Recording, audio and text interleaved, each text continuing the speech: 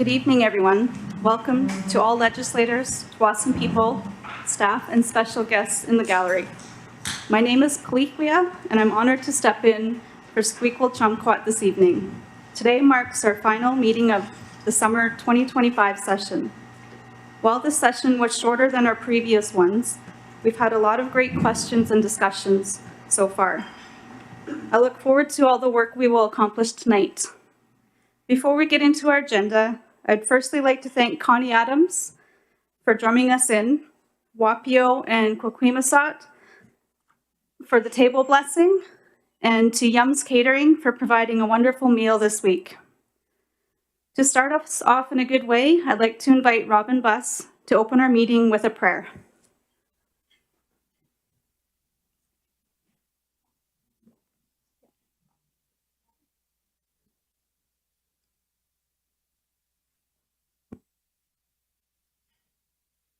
Heichka Feather Runner. First, Nishgli sen siatem titsitzel siem ni welch ag aitmet tenosweel ach sitse ten tomosk. I'd like to thank Creator for another beautiful day on Mother Earth. Squakek thoneskew. My name is Robin. I'm very grateful to be here today to start you off in a good way with a prayer in Hunkaminam. I'm very grateful to be able to practice and learn the Hunkaminam language with my Tsawwassen family. Ait nishkwalwin kwines I kwinatoch ait shwelep. I am happy to be here together with you. A tzitzel siem. Chyenam a tisant stichil. Sitama u I mistalo skikip. Hich lemetalch tenahwel. Tithikwamchu I sotalo a tant siaist. Quamquamsto to squalowinst.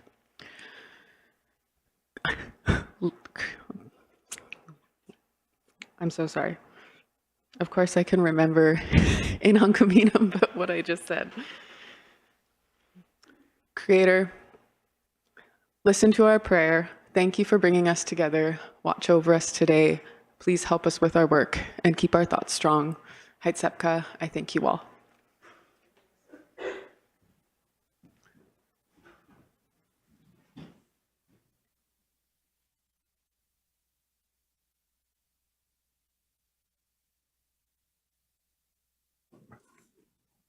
Thank you, Robin.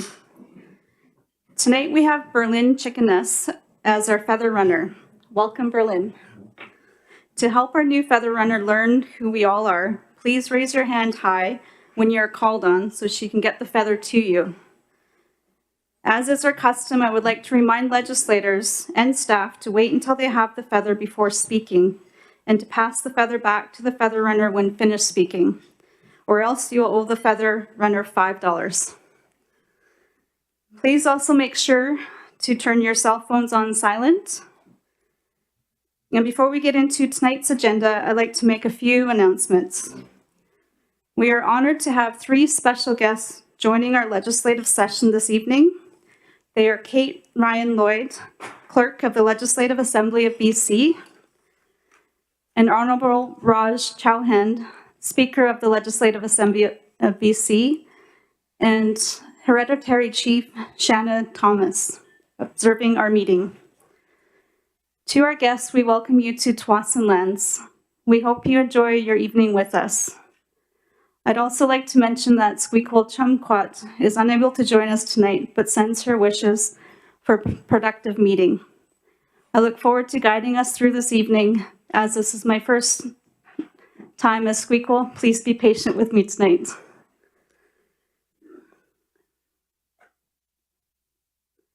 For our first order of business, we will vote on a motion to invite Honorable Raj Chauhan to address the legislature. Following this, we will vote on the motions that were deferred from the spring 2025 session. This means we'll vote on a motion to approve the 2025-2030 strategic plan and vote on a motion to adopt the legislature rules and procedures manual. Then we'll vote on the 3 resolutions that were introduced at the spring 2025 session, which we discussed at our last meeting on Tuesday night. After this, we'll hear presentations on 3 topics: updates to the land use plan, the Law Foundation project, and the community safety strategy. Following the presentations, we will end with legislators' closing comments. Are there any questions or comments on tonight's agenda?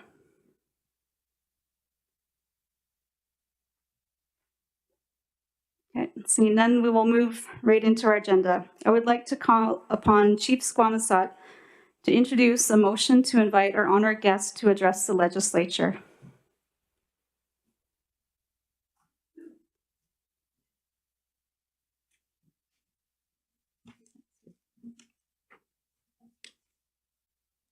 Good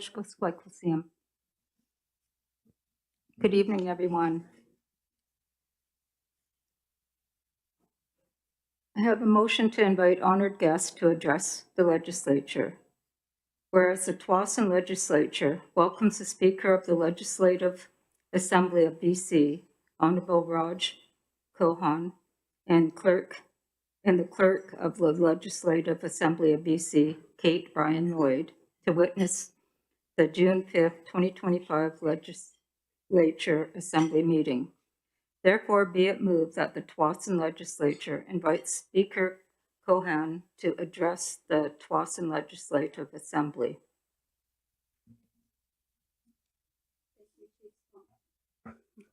Thank you, Chief Squamosat. Do I have a seconder? Taylor Baker. I will now call on a vote with a show of hands. All in favor?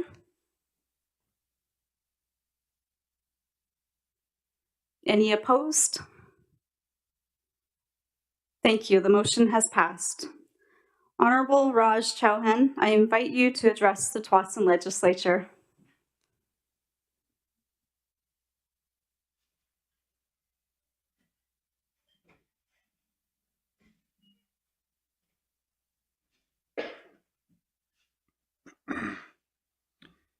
Good evening, Squeakle Williams, Chief Cassidy, councillors, members of the Tsawwassen First Nation Legislature, and honored guests. It's a true honor to be here with you this evening on your territory. I am deeply grateful for the opportunity to witness the important work of your legislature. As the Speaker of the Legislative Assembly of British Columbia, I feel a special connection to the Tsawwassen First Nation. Your nation holds a unique and important place in our province's history and governance, and I'm honored to be here to build on the relationships that has grown between our two legislative assemblies. I was first here in September 2023 in my official capacity as Speaker, and again last year to join your community in celebrating National Indigenous Peoples Day. Each time I visit, I leave with a deeper appreciation for the strength of your leadership, the clarity of your vision, and the warmth of your hospitality. Speaking of which, I want to sincerely thank the community, and especially the cooks, for the delicious meal we shared earlier this evening. It was a beautiful way to come together in the spirit of community before entering this formal session. Thank you for your generosity and care. At the Legislative Assembly, we are committed to advancing reconciliation in a real and lasting way. Our Reconciliation Action Plan outlines clear steps we are taking to reflect, learn, and act. It is a living document, one that we hope will continue to grow through meaningful relationships like the one we share with the Tsawwassen First Nation. I would also like to take a moment to recognize Councillor Taylor Baker, who sits on my Advisory Council of Reconciliation. Councillor Baker, thank you for your guidance, your leadership, and your thoughtful contributions to our shared work. Your voice is making a difference, a true difference. It's a privilege to be here this evening to witness your legislature in session. I look forward to deepening the connection between our institutions and continuing our shared journey toward reconciliation. I really wish that I had the opportunity to bring all members of our Legislative Assembly to bring here to watch you, the way you are conducting your legislative agenda. Those who have watched us on TV in the last few days before we adjourned last Thursday, you will see, you will be so proud the way you are conducting your agenda, your assembly here. We do it totally differently. I pray that they learn from you, from your leadership, so they can also be very respectful and understanding, so we do our business in a different way as you do. Thank you very much. Have a wonderful summer. Be safe. Thank you.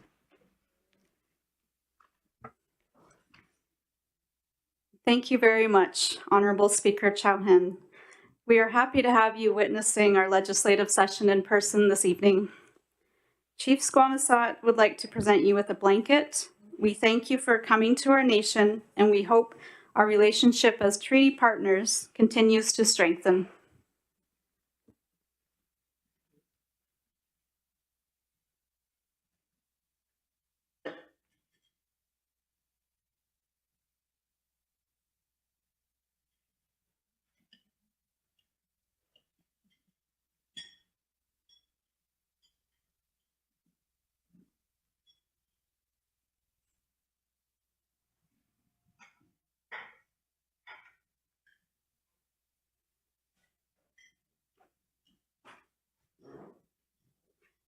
Moving on to our first item of the night, the motion to approve the 2025-2030 strategic plan. On Tuesday, we heard from Twyla, the Manager of Policy and Intergovernmental Affairs, on this project. Before we go into a vote, are there any final comments or questions from the legislators?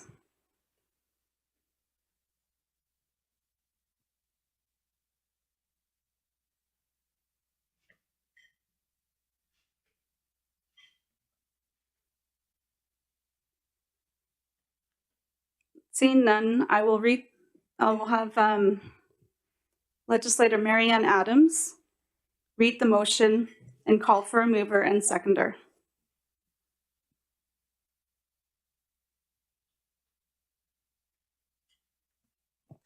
Hajka Squeakle CM, and thank you, Berlin, for the feather. Motion to approve the 2025-2030 strategic plan. Whereas, my apologies, I'm not going to be able to say that Hunkaminam word. The Honoring Our Ancestors Charter provides a long-term visionary framework for the Tsawwassen First Nation community to guide Tsawwassen government and its institutions in their decision-making. And whereas the strategic plan sets out strategies and actions that will move Tsawwassen government toward that vision by providing a comprehensive framework for annual work, planning, and budgeting processes along a 5-year timeline. And whereas the 2025-2030 strategic plan has been developed based on feedback received from members between 2022 and 2024, including members gathering workshops, family meetings, and other consultation sessions. And whereas the 2025-2030 strategic plan has been endorsed by Executive Council. Therefore, be it moved that Tsawwassen Legislature approves the 2025-2030 strategic plan. Hajkasiya. Hajka, do I have a mover? Legislator Lacolia. Do I have a seconder? Legislator Tequilum. I will now move on forward to a vote on the motion. All in favor, raise your hands high. Any opposed? Thank you. The motion has been carried.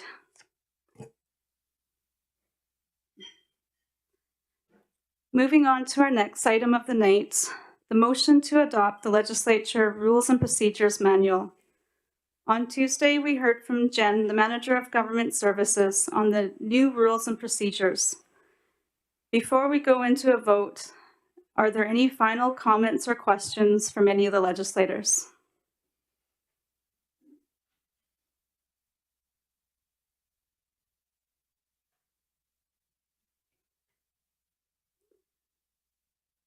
Thanks. I will have Councillor Taylor Baker read the motion and call for a mover and seconder.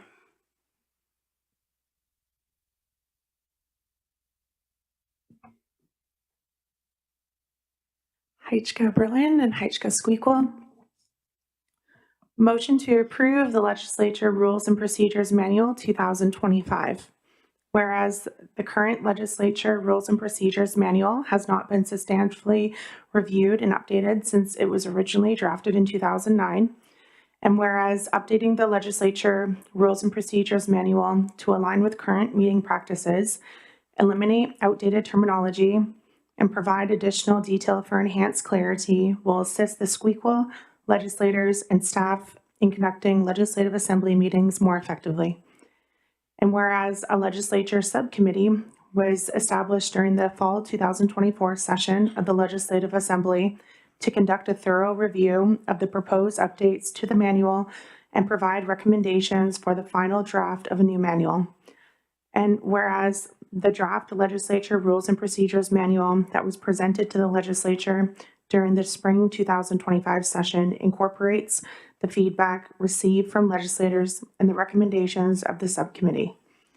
Therefore, be it moved that the Tsawwassen Legislature approves of the Legislature Rules and Procedures Manual 2025. Do I have a mover?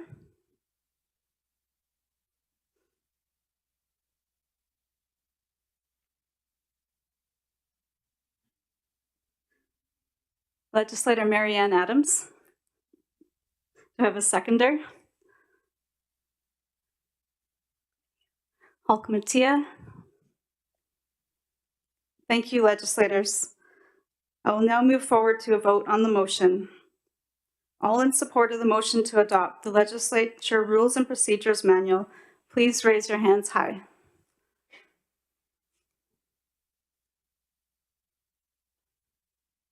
Any opposed? Thank you. The motion has been carried. Moving on to our next item, the vote on legislator resolutions. Resolutions are an important tool for our legislators and bring forward priorities for our community. On Tuesday, we had a lot of great questions and discussions on 3 resolutions. The first resolution we will vote on tonight is the resolution to request an increase to the quarterly distributions tabled by legislator Taylor Baker. As a reminder, this resolution asks Executive Council to consider an additional $500 distribution for members in the 2025-2026 fiscal year.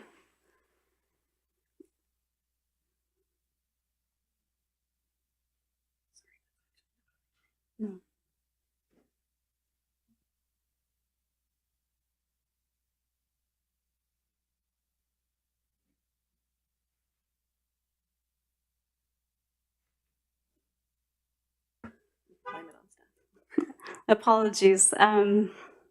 There is an error here. Legislator Taylor Baker, would you mind clarifying your motion?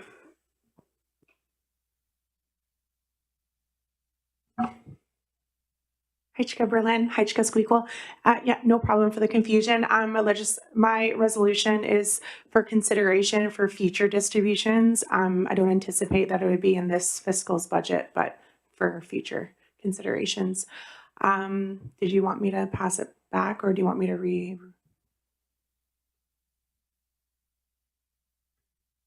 Yeah, if you wouldn't mind, we'll reread the resolution, Heichka. Sorry. All right, I'll reread the motion. Resolution. Resolution to request that Executive Council consider an increase to quarterly distribution.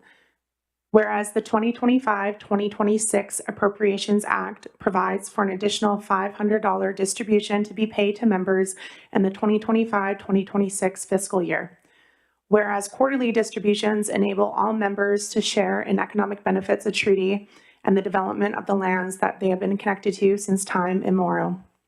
Whereas member financial benefits advance reconciliation, support member well-being, and help compensate members for the past harms caused by colonization. Whereas the growth in TFN's quarterly distributions has not kept pace with the growth in spending on programs and services. Therefore, be it moved that the legislature calls on Executive Council to conduct a review of TFN's financial status to determine the feasibility of further increases to quarterly distributions. Heichka. Heichka, Legislator Taylor, for clarifying. We did have discussion on this resolution on Tuesday. Is there any other comments or questions before we move on to a vote?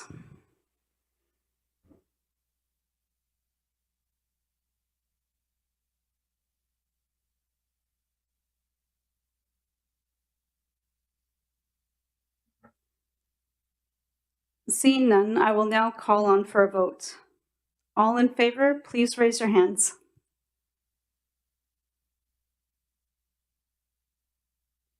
Any opposed? Thank you, legislators. The resolution has passed.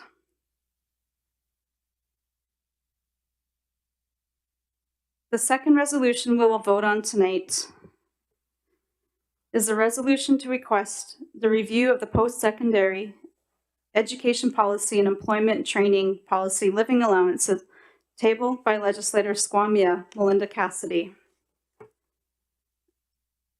As a reminder, this resolution asks Executive Council to review the living allowances in the post-secondary education and employment and training policies and determine if raises to these allowances may be needed for members to successfully complete their education and skills training while having their basic needs met. Can I please ask Legislator Squamia Melinda Cassidy to reread her resolution?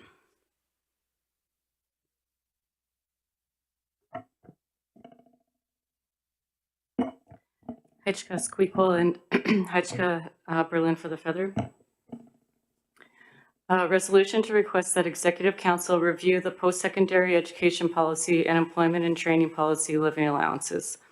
Whereas Tsawwassen First Nation provides a living allowance to members pursuing higher education, professional certifications, employment enhancements, and skills upgrades.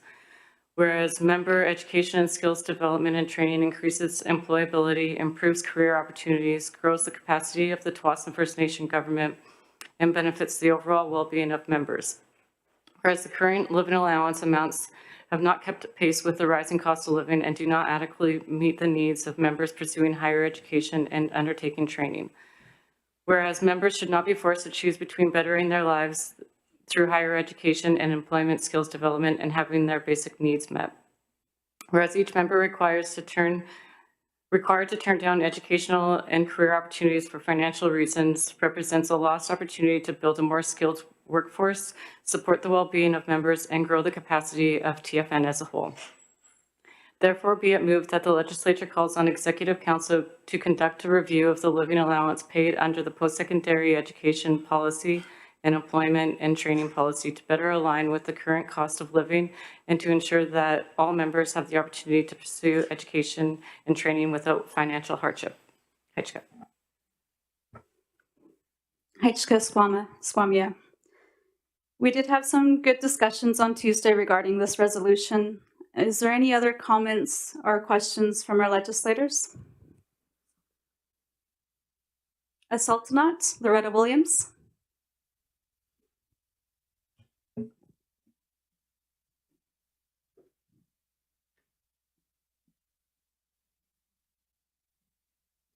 Heichka for the Feather and Heichka for the opportunity to make a comment.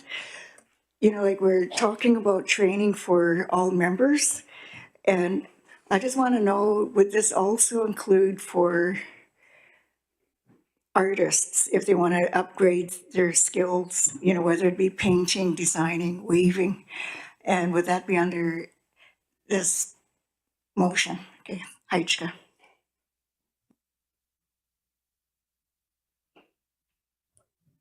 Heichka, can I ask staff to answer this, please? Crystal and Gurniak? Hitchka Squeakle for the Feather and Hitchka Berlin. Depending on what the training is, most likely it would be funded out of the employment and training program. So there'll be options for like 1 week training sessions or any kind of training under a year long, if that's helpful.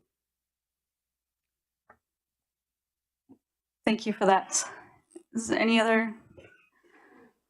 Tequila, Bryce Williams?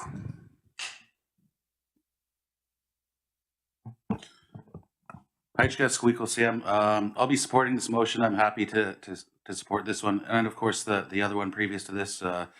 Just happy it's on the table here. There's a lot of inflation and hardships these days, especially for people that are going back to school or continuing on with their education. So looking forward to support this motion and see what Executive Council can come up with. Thank you, Heichka.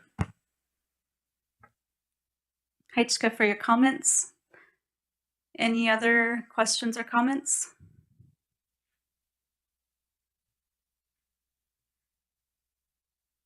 Seeing none, I will now call for a vote on this resolution.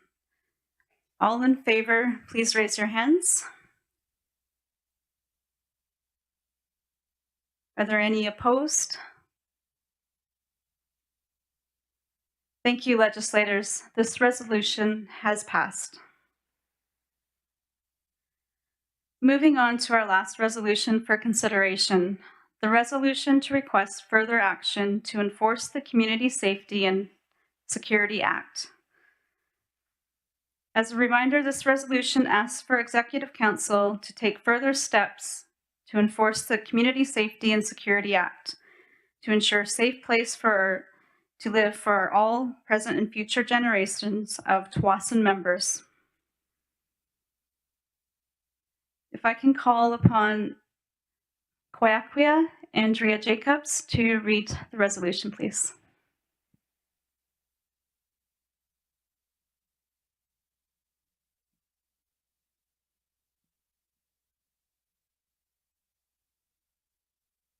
Heichka Squeakle CM, Heichka Berlin, Feather Runner for tonight. Okay, we had a lot of discussion at the last meeting, but I'll read it out. Resolution to request that Executive Council take further action to enforce the Community Safety and Security Act.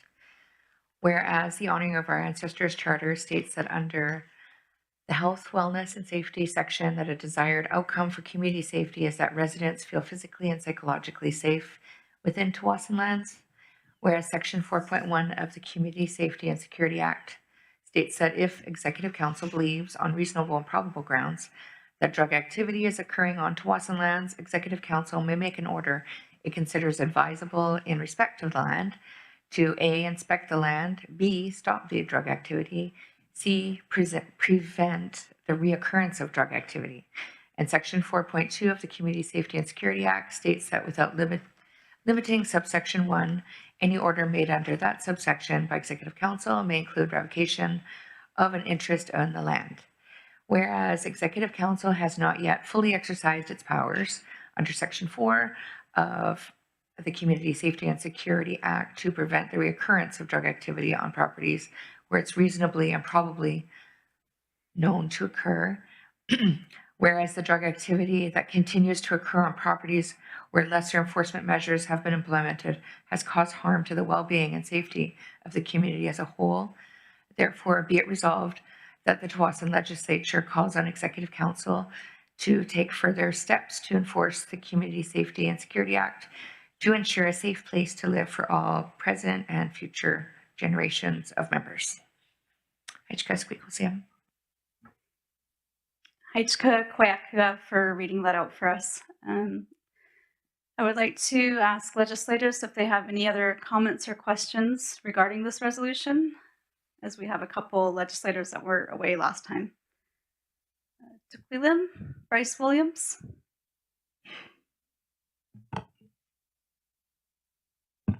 Hi, Chuck Berlin for the Feather. Once again, happy to support this resolution and look at any and all ideas to support increasing the safety of our community, especially for the young ones. So really looking forward to seeing what ideas we can come up with as an executive council and as a community as a whole. So and as a legislature. So really looking forward to seeing what we can come up with and how this all aligns with the new community safety panel and everything like that. So Heichkas Squikle Heichka Tuquilim for your comments. Are there any other questions or comments?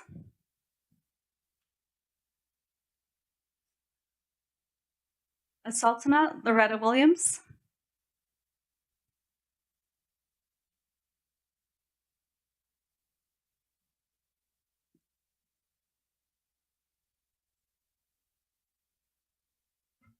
Okay, Hitchcock for the Feather, and I just want a clarity on this here. Is this the okay, basically, are we going to have family meetings or community discussions on this? You know, because I think that's really important. Okay, Heichka.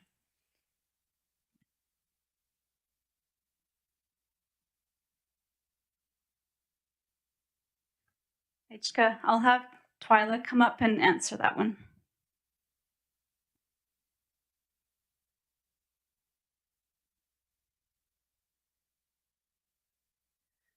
Heichka Squeakle and Heichka to the Feather Runner and Heichka Sultanat for the question. It's a good one.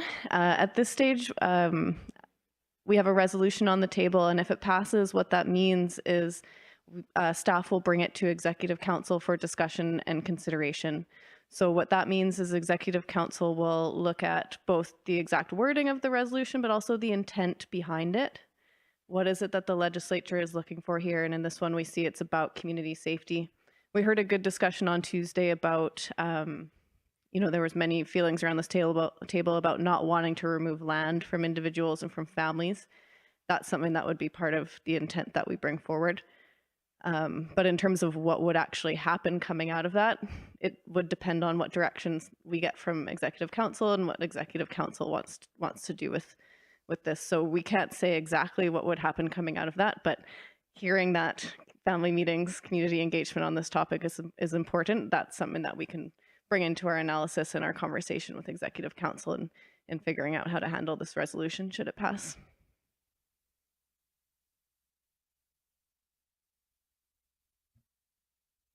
Thank you, Twyla. Are there any other comments or questions?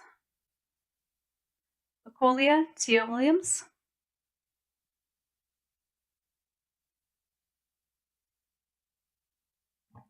Heichka Squeakle Sam, Heichka Berlin for the Feather.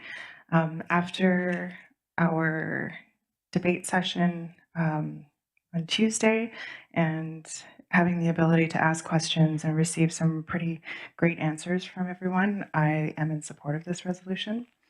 And I look forward to seeing the following work. Heichka. Thank you. We have had some great discussions on this, and I'd like to now call on for a vote. If everyone can please raise your hands for all those in favor.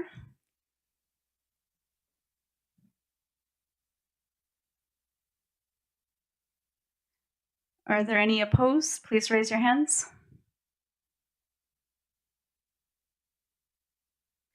Thank you, legislators. The resolution has passed. We'd like to thank you for all your good work.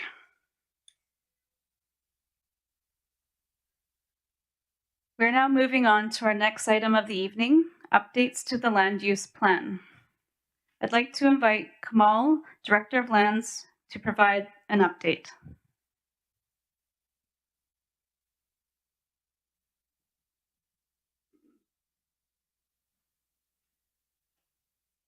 Heichka Squeakle CM, Heichka Berlin for the feather. And Heichka everyone for the opportunity to provide an update on Eats KK Tamak, our sacred land, the update of our land use plan. And today I just want to walk everyone through where we are in the process. As you well know, we've been undertaking engagement for this update over the past couple of years, and planning being a very iterative process. We started with our land development journey a couple of years ago, the celebratory video that looks at the development of our treaty lands over the past 15 years. We shared some stories. We talked to members at the 2023 and 2024 member gatherings. And after that, we've continued to engage with our community in many different ways. We've had a number of departmental meetings, community meetings, family meetings, personal interviews, emails, open houses, showing up at the youth center and the elder center, and basically becoming a pain and asking everybody about the land use plan update at every possible opportunity. However, I just want to today share the input, the very rich input that we've been able to harvest through all of that intensive engagement. And Heichka CM for your patience with us through the past couple of years with all our questions and thoughts and ideas.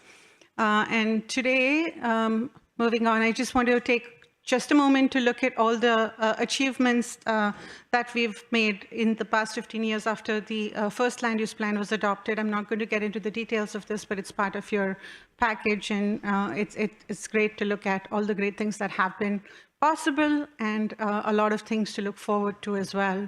And again, just a refresher on all of the areas that we continue to plan for.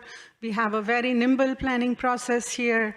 We continue to work on the overall framework, the regulatory framework, developing secondary plans in tandem with the overall land use plan policies. And there's a number of areas that have come into our jurisdiction as well. We have the additional 70 hectares of the Brunswick Point lands that we need to plan for. There's a number of vacant parcels as well.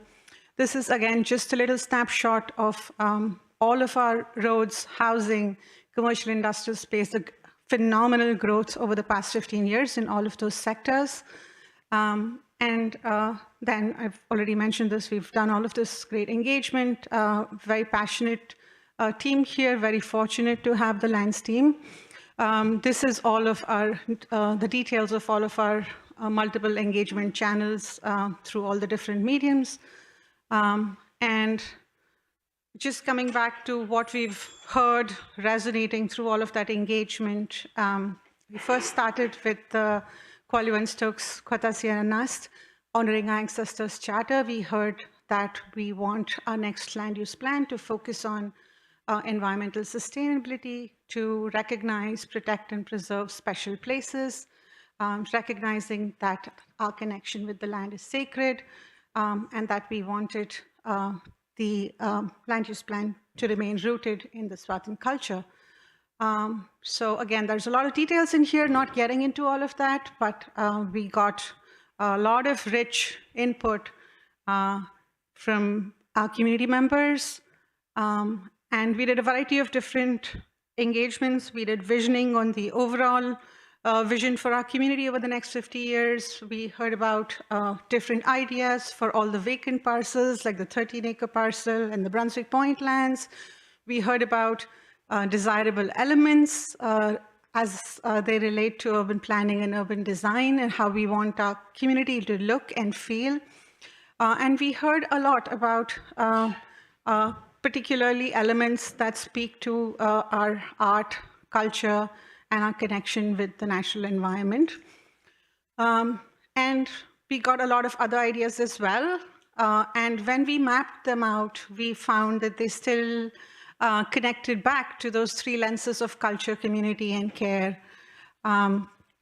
So again, here's a lot of detail that we'll share in the future about the community's thoughts on the industrial lands, the opportunities for waterfront housing, community uses, preservation of natural habitat, We heard some concerns as well about degradation of the environment, about adjacent polluting uses.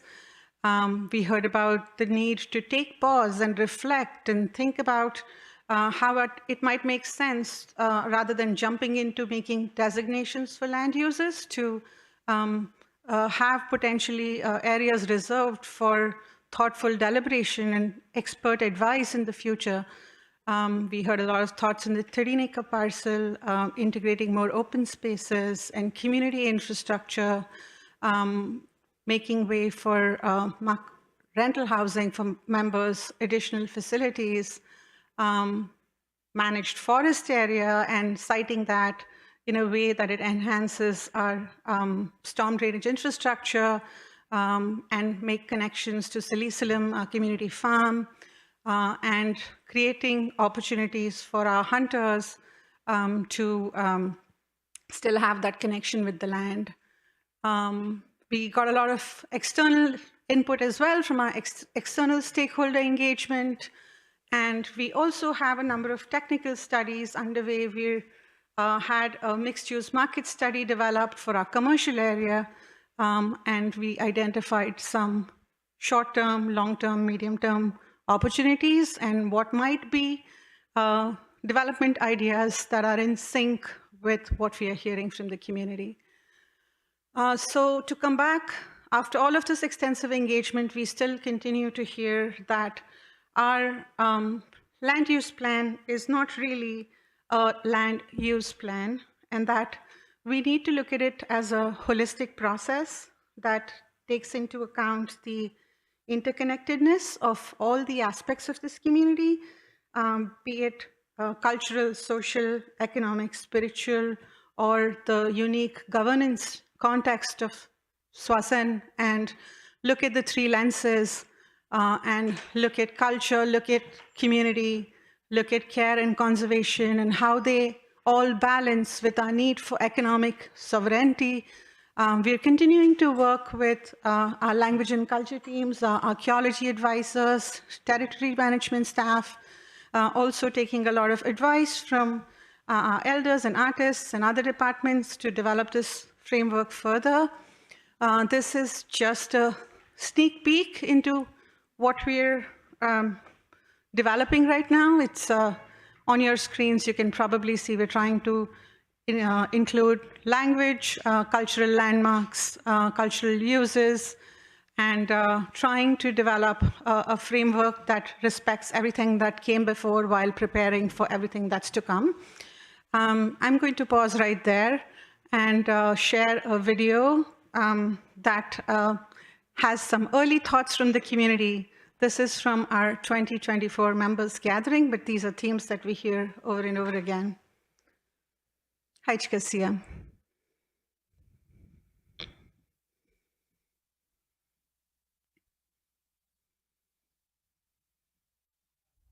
So what do you think of all the developments that have been happening on lands in the last couple of years? Oh, I think they're great. It's really showcasing what TFN can do, and the future. It is still caught on to some heritage and some lineage, but it's also being very progressive as well. So. I like the variety of things that have come to TFN, and I like that everything looks good and flows well together. I do like how there's so many new buildings going up, like the new admin, the new elder center, and the new youth center that came up a few years ago. They're like all so nice. The land's being preserved, but it's also being made into something that I think is going to generate some future, not only wealth, but well-being for a lot of the members. It's the whole farm system, for example, and all of the produce and all of that that's happening so that it gets back to the community. I think that's a wonderful thing. Well, there's a lot of change that's happening really, really fast. So in hindsight, maybe if we slowed down the pace of change so that we might have some time to adapt, but there's no sense crying over spilt milk or looking down the river for the water that's passed. But I think that it's just helping us adapt to the change, because the change is part of our success as well. It's quite different. I grew up here, and I remember it was just 6 of us here as kids. There's only 6 of us now. There's like hundreds. So it's different. But I think it's cool. Yeah. Overload. I think too much too fast. To a degree, it's okay. Mostly, I don't like it, but it's not just here. It's the whole population of the world. Like in the lower mainland it's high rises are popping up everywhere. So it's just the way it is. I think, in my opinion, we could slow down a little bit and enjoy the land a bit more before building on it, and find ways to utilize the more nature part of the land and come together and acknowledge that as just as much as we do as our new buildings and our new areas. It would be great to, just focus on what we have now more. I definitely don't think we should have another boardwalk. That would ruin our marshland forever. So if you could change or add anything on lands, what would you change? More children and youth participate in culture events like drumming and like our TFN needs a lot of that, and especially males. We need more males, drummers and singers with good voice. I wish the culture hub was on lands, or like on the res, but also I think in the future that there will be a culture hub going up on lands. So I like seeing some traditional cultural use of land. In my mind is taking care of what our ancestors told us originally to be taken care of, and of course that's the land. And when I mean the land, I mean the waters, I mean the trees, I mean all green spaces. I believe in planting more greenery, reserving places, taking back the bluff. Things like that are top of my list. The creatures and the lands together, and the waters.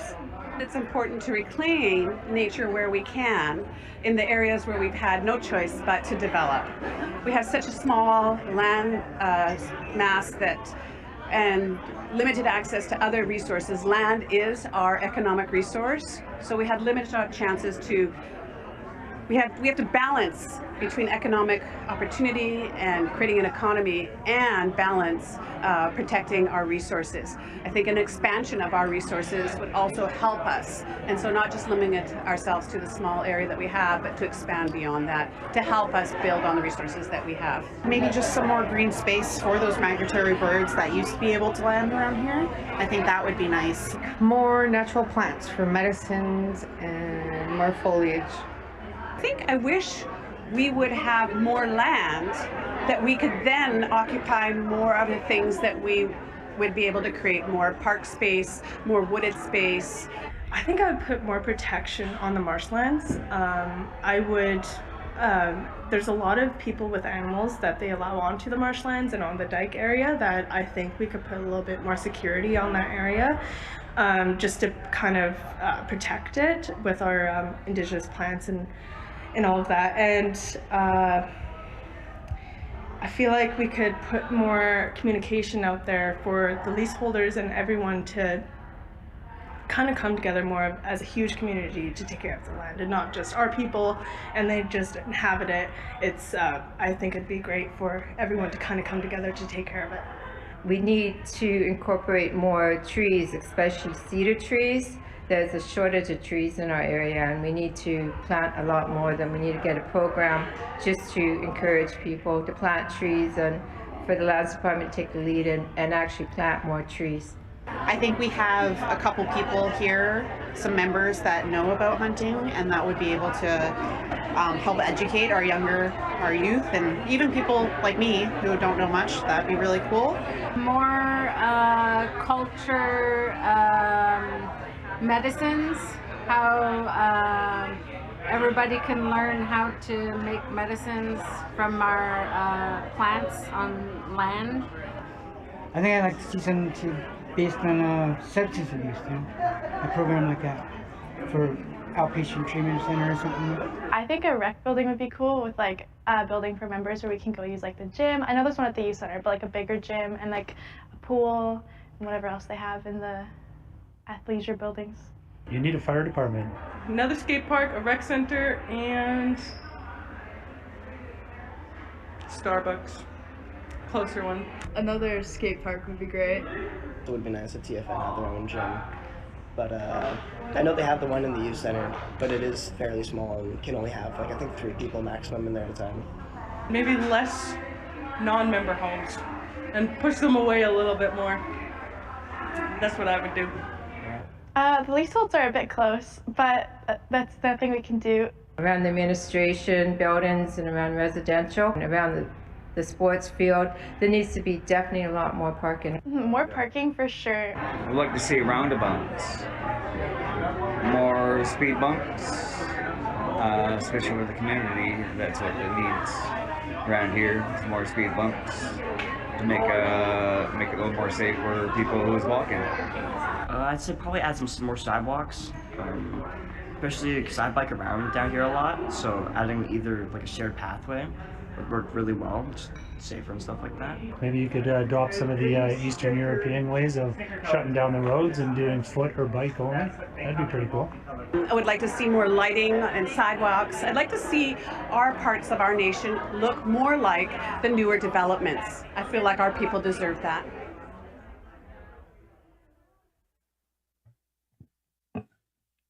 That was a great video. It was nice to hear from all our members and all their comments, and especially our youth. Kamal?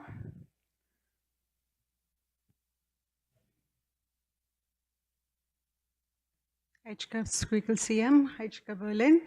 If I may just take a moment to share the timeline of the land use plan update adoption. We are looking, based on all of this input that we've presented to Executive Council and now at the legislature session, we'll be bringing forward some preliminary framework and maps to Executive Council for preliminary approval. We'll then go away and work on our plan a little bit more over the next couple of months. We'll continue to engage with everyone and providing updates on that, including at the National Indigenous Peoples Day celebration. And we will hope to have the plan adopted through community vote at the members gathering, after which we can present the plan formally to the legislature at its fall session. Really looking forward to this next phase. HKCM. Thank you, Kamal. Thank you to you and your team for all of your hard work. It was a great presentation. I'd like to ask if there's any questions or comments from any of our legislators. Assaultnut, Loretta Williams.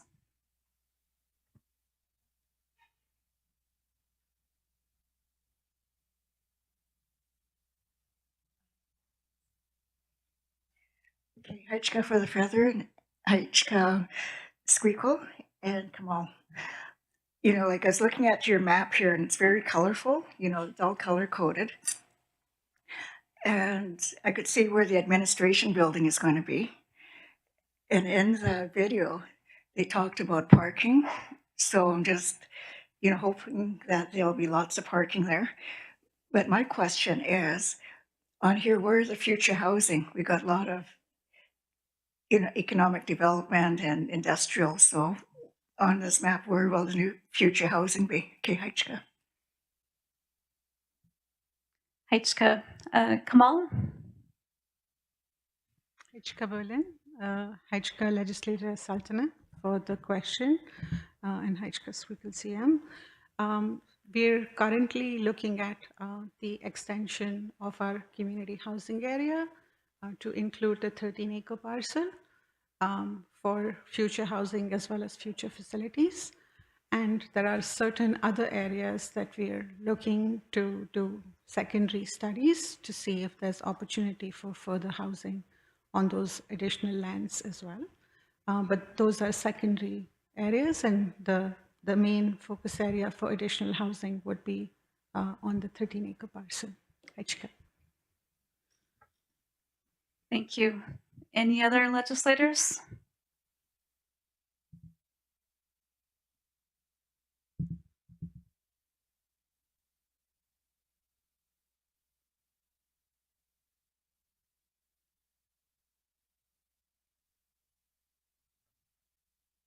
Seeing none, thank you once again, Kamal, for your presentation and for this update. Thanks, legislators. We will go into a 10-minute break right now. HK.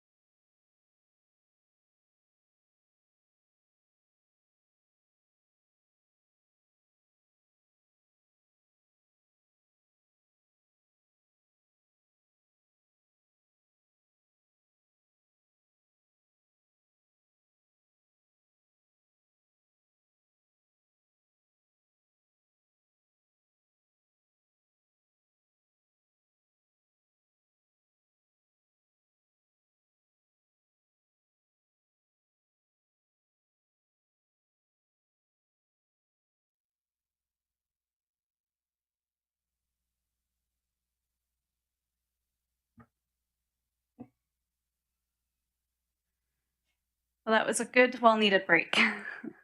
Our next item is a presentation on the Law Foundation project. We have a special guest, Lahawatsat Shanna Thomas, Hereditary Chief of Layaxon First Nation. I would like to invite Lahawatsat Shanna to present the Law Foundation project.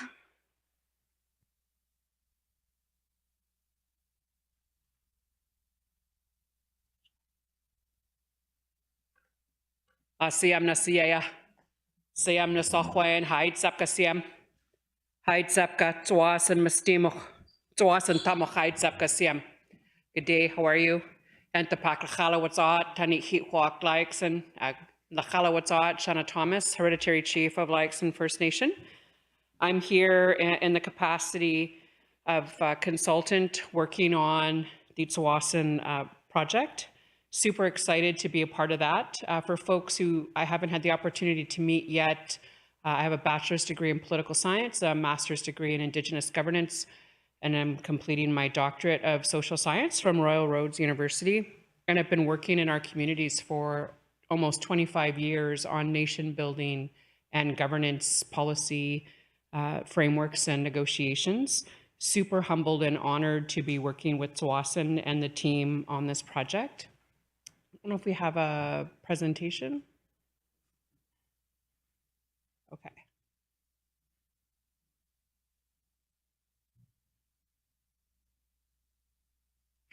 All right, so this is the Tsawasan Traditional Law Revitalization Project. The scope of this project is to advance Indigenous laws of Tsawasan First Nation, revitalizing current laws and processes to reflect traditional Tsawasan values and the principles in Coast Salish law, initially focusing on the Community Safety and Security Act, resulting in changes to Tsawasan legislation, governance processes, and procedures to align with Tsawasan principles as identified through consultation with Tsawasan knowledge keepers. The team, Dr. Sarah Morales from the University of Victoria. She works in the Indigenous Law program at the University of Victoria and is a well-known expert in Coast Salish law. Myself as a team support member, and our internal team from Tsawasan includes Kim, Nicola, and Mary working with us on the project, as well as a Tsawasan summer student. And there's 2 research assistants at the University of Victoria that are also working with Sarah on this project. The approach through the work, the framework that Sarah likes to use is referred to as a wisdom gathering framework, wisdom gathering workshops. And this art piece here kind of talks about what our Indigenous law is through our intellectual processes and deliberation and reasoning and applying our laws and according to our context. And there's some information about applications of law, where law is applied, the different resources that are available to us when it comes to drawing out our laws, and the different sources that we can utilize when looking at law. Sacred, natural world, customary law, which is as you know, passed from one generation to the next, deliberative law, social interactions, and positive law. And there's lawyers on the team that can talk about what those are. I'm more of the sacred and customary law stuff, as well as the methodology and approach to our work, including what is the question, and making sure that we're including community in that wisdom gathering and your experts for the approach. The work plan, this is a pretty heavy duty work plan, establishing the team, prioritizing the laws to be reformed. As mentioned, the community safety law has been identified as the priority area of law. And then developing a community workshop to introduce the project, which we've done. We've had a community workshop here, open to all of the members. And then from there, asking for folks who want to sit on a working group, because this project is going to take a lot of effort and it's going to require a commitment, and it'll be learned. The things that you learn at one workshop, you're going to have to bring to the next one, to the next one, to the next one. So it's going to require consistent participation. So it was thought that a working group would be the best approach.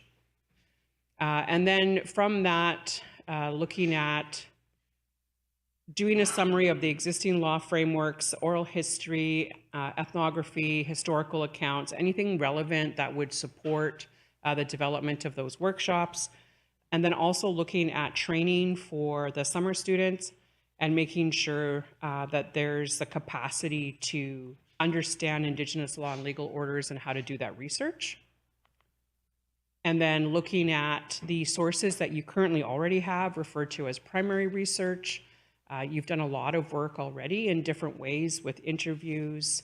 You have a standing committee on language and culture, elders, community members, leaders. There's folks in your team that do a lot of this work that can help ground truth some of this research.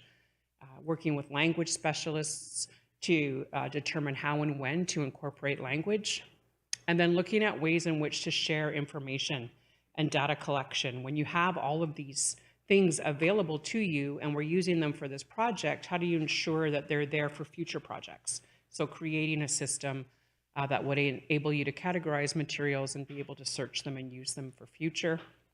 And then looking at developing the workshop series itself, working with the working group, making sure that we're able to, as I mentioned, share that information and start creating the framework for the new legislation.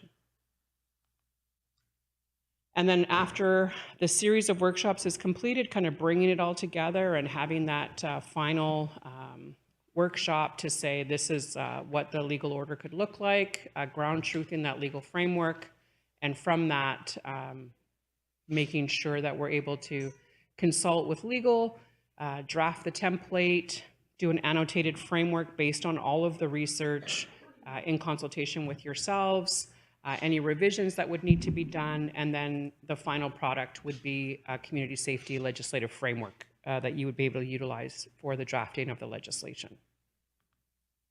So the working group is by volunteer of your community members who are willing to sit on the working group. You see in the work plan that I just shared that there's a lot of work involved that the working group would undertake. So it is a little bit of a commitment, but it's very, very rewarding going through the different workshops and learning different skill sets to look at our oral histories and who we are and applying that to lawmaking. And a little plug, there's still seats available on the working group. If anyone knows anyone in your community that would be interested in the working group, we're still looking for participants. So the next steps is to conduct the workshops with the working group, listen and learn from your knowledge keepers, some community engagement, develop that annotated framework and that process for review of the laws moving forward, and then draft that legislative framework for the Community Safety and Security Act to inform legislative drafting for the spring of next year. So that is the presentation. Heichka, for your presentation. I would now like to open up the floor to any legislators who have any questions or comments.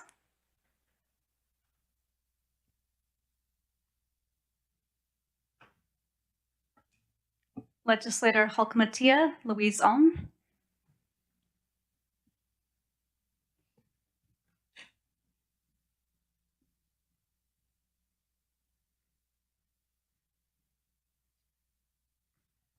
Heichka Squeaklesiam, Heichka Berlin for the feather. Just one question. What's the commitment time-wise for the working group, Heichka? Shanna?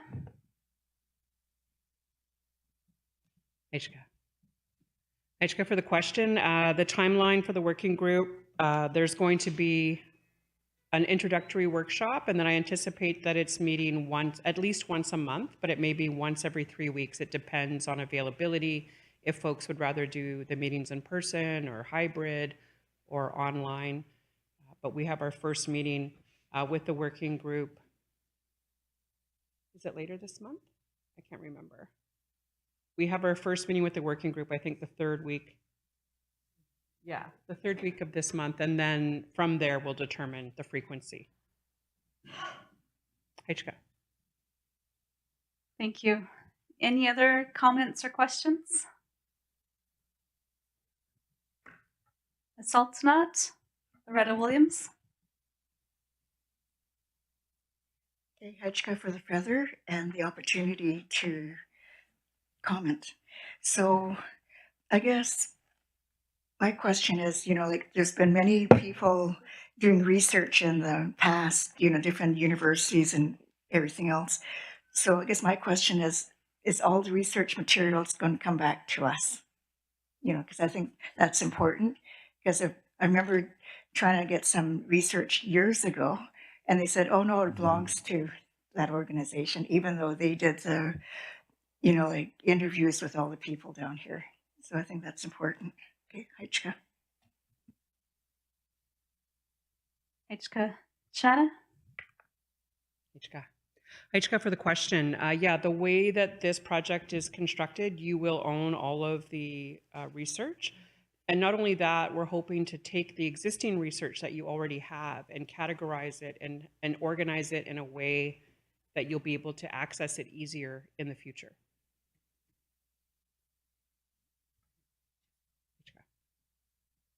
Sultanat, you have a follow-up?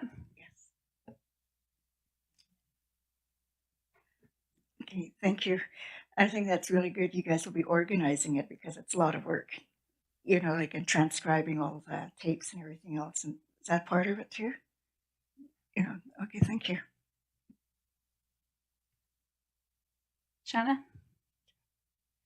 I'm not 100% sure if transcribing tapes would be part of it. I just know that the existing information will be categorized and put into a searchable database. If there are quality information that we don't have access to, like a transcription of an interview, then we would definitely add that to the work plan.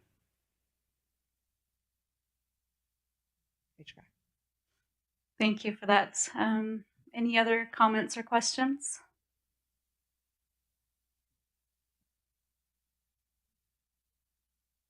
Yeah, Chana.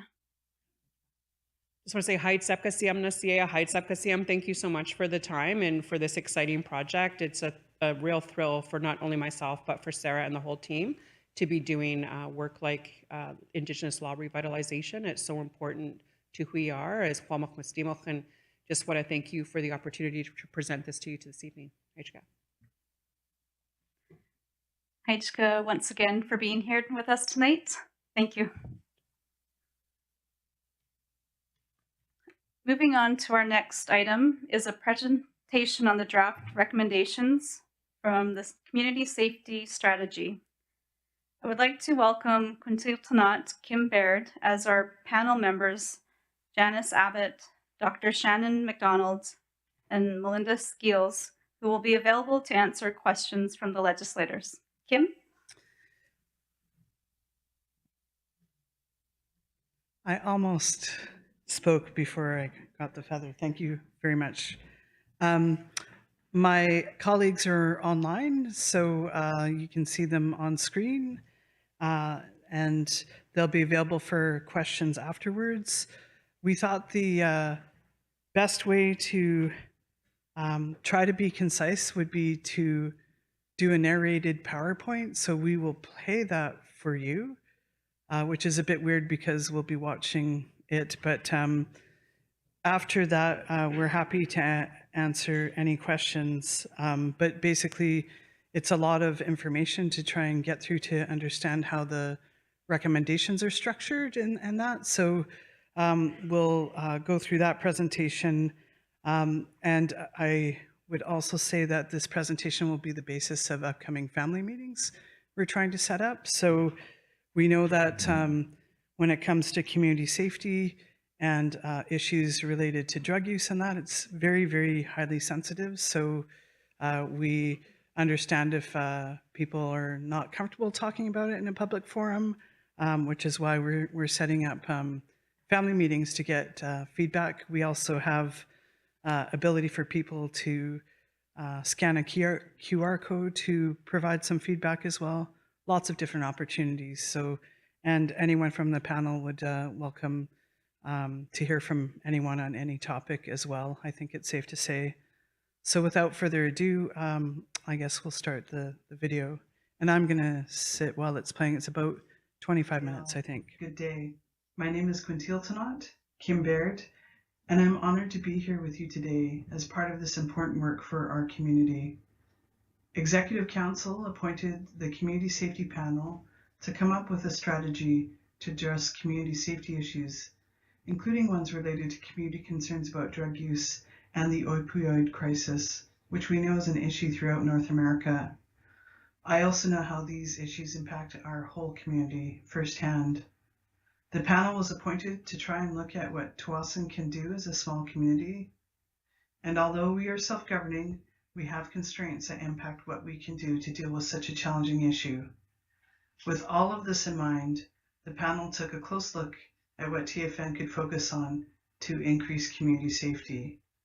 We are here to introduce the draft recommendations for the revised community safety strategy, a plan that reflects the voices, concerns, and hopes of our community.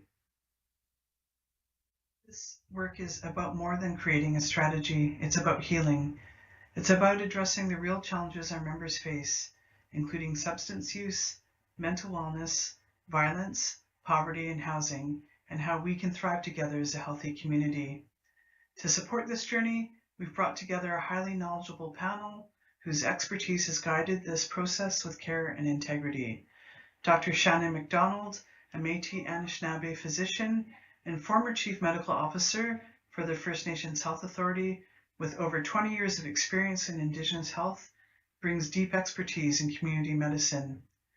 Janice Abbott of Secwepemc ancestry is a housing innovator and former CEO of Atira Women's Resource Society. She has led groundbreaking projects like Canada's first multi-unit recycled shipping container housing. Dr. Sarah Morales, a Coast Salish legal scholar at the University of Victoria and member of Cowichan Tribes, grounds the panel in Coast Salish legal traditions. Melinda Skeels, a partner at Ratcliffe LLP, brings nearly 2 decades of experience in self-governance, treaty implementation, law development, and litigation, and I'm humbled to contribute my own experience in Indigenous governance as both a Tsawwassen member, former chief, and Tsawwassen's current chief administrative officer. Together, we are committed to listening, learning, and helping shape a safer, stronger future for our nation. Haisapka, thank you all for being part of this conversation.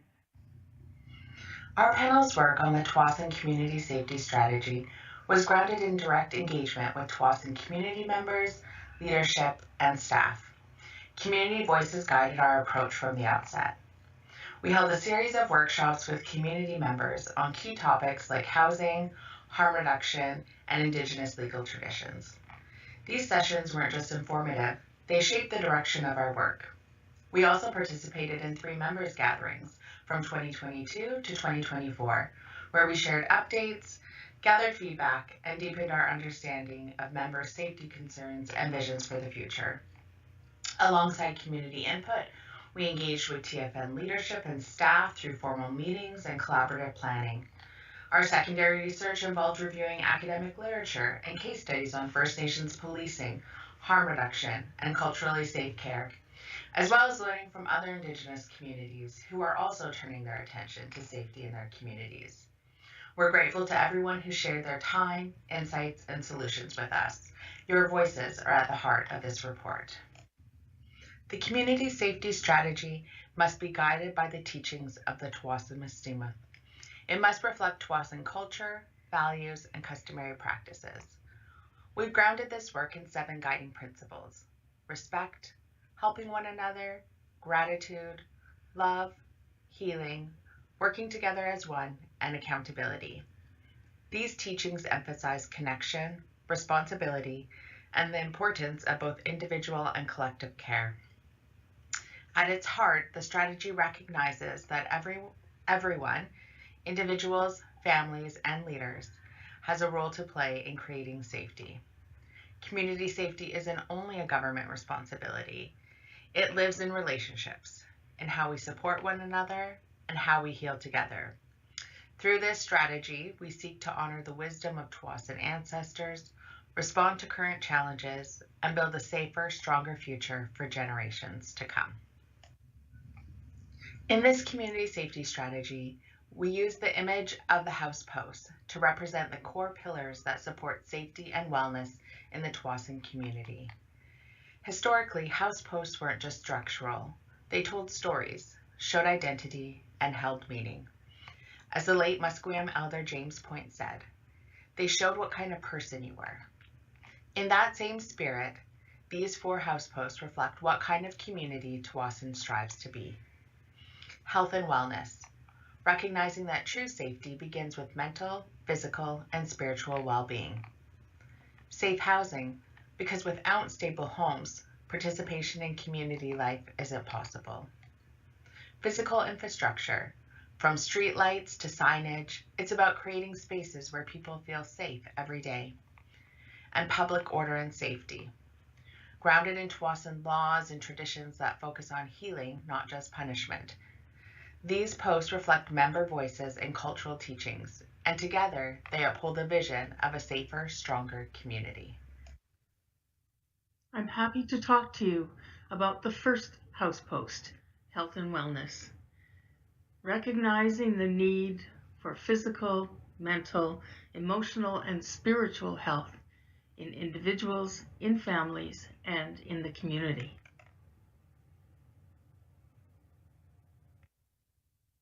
It is important for us to focus on where we are now, where our feet are on the land, what is happening around us, and what we need to be well.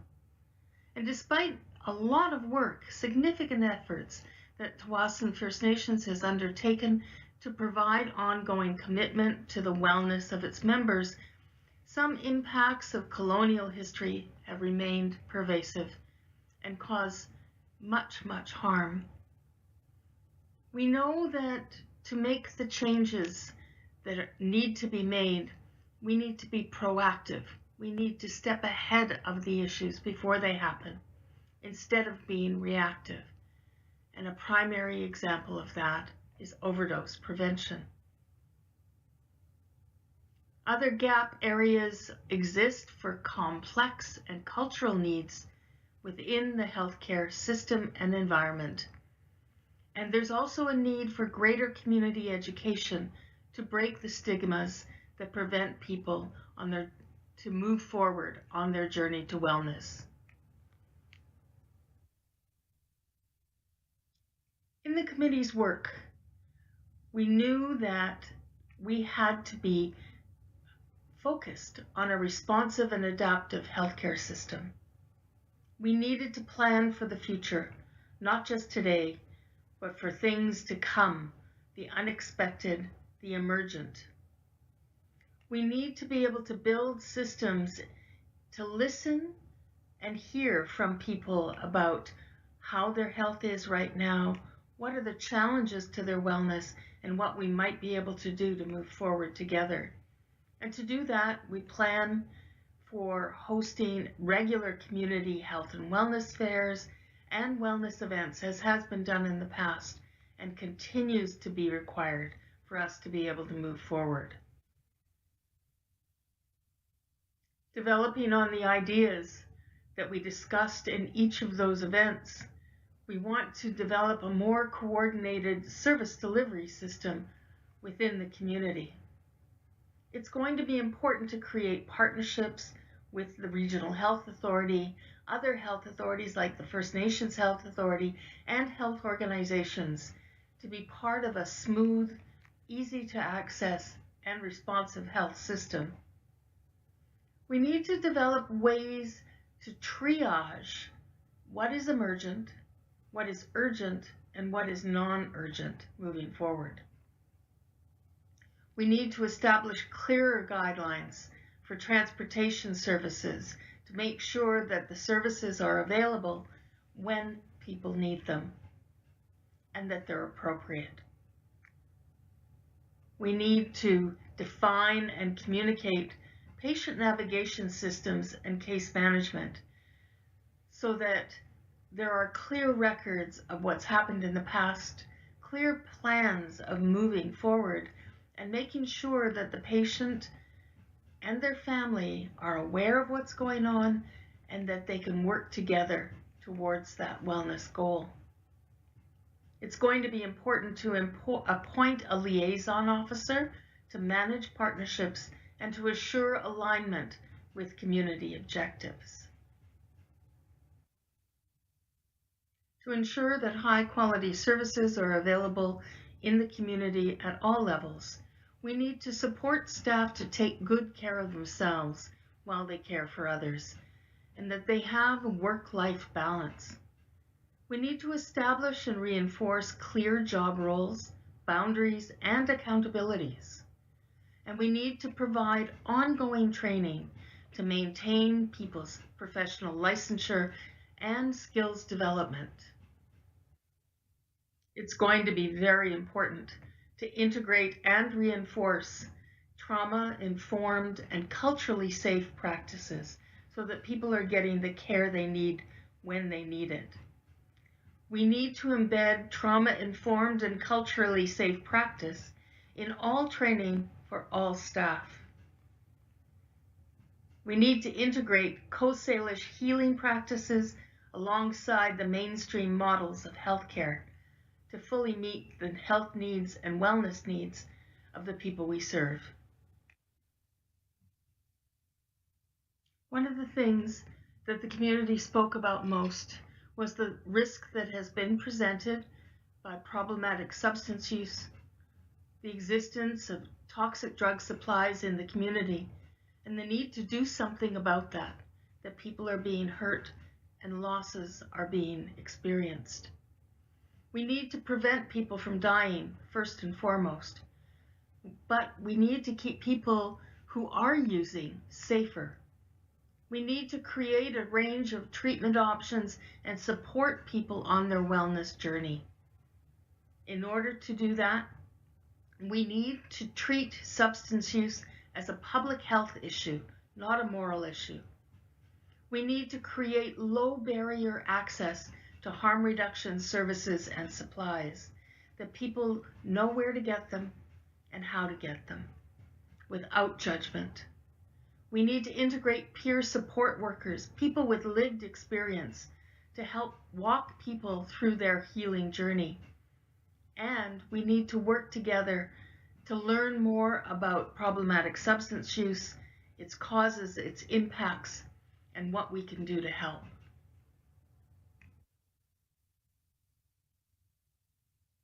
To effectively respond to problematic substance use, we need to take people on a journey through detoxification, through treatment, and through aftercare. We need to expand access to clinical medicines and to research home detoxification supports so that people can get the services they need closer to home. We need to continue to support private treatment options and potentially explore a locally based treatment center in the future. We need to improve access for aftercare services, so post-treatment, when people get home after treatment, things like sober living housing and support groups. And we need to explore communities who use cultural ceremony to welcome people home after they've been through treatment, so that they know they're back home and in a safe place. One of the most important sources of support for anyone in their wellness journey is to be surrounded by friends, family, and community on that journey. We need to develop intergenerational programs to strengthen those family and community bonds.